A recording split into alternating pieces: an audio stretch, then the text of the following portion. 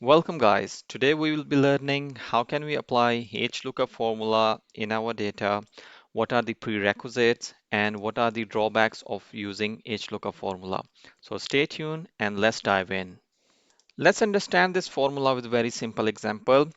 So I have multiple rows with salesperson ID, quantity sold, price, and revenue. My data is organized in form of rows. So I will use Hlookup formula, which is horizontal lookup formula. And what I want to type the ID number and I want the related revenue for this specific ID. So I will use HLOOKUP formula. However, before using formula, I need to see if there are any blank cells within my data. So I can easily spot the blank cell here, but imagine if I have thousands of rows, how can I remove or get rid of the blank cells? So I will place the cursor within the data and press Ctrl A. It will select the data and then I will press Ctrl G and then I will go to the special, select the blanks, press OK. It will select my blanks within the data and then I will press Ctrl H. And now what I will do find what I want to find the blank cell and replace it with the numeric, which is 25, and I would press replace all. It will make all the replacement against the blank cells. So you can see now the blank cells have been filled. Now start applying the formula. Start with equal to H lookup, press tab, click on this first cell because this is the lookup value, this one, then comma, table array, select all this data and then press F4 to fix it, then comma, row index number. Now I need to define the row number from where I want result. I want result from this revenue row. So its number is 1, 2, 3, and 4. I will type 4, then comma. Next one is approximate match or exact match. So I click this exact match, press tab, close or bracket, press enter.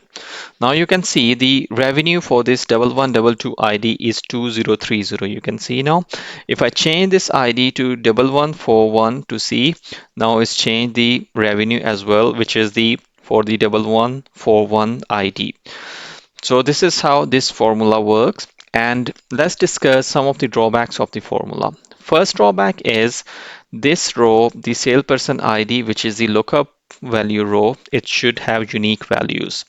So if it doesn't have unique value, for example, 1133 is repeating 2 times. If I type here as well 1131 and now see the behavior of the formula. If I just type 1131 ID, so it's showing me the revenue 5075, which is underneath this ID.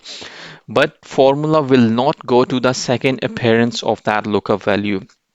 Second appearance revenue is 7,800, but it's only considering the first ID, the first appearance of that specific ID.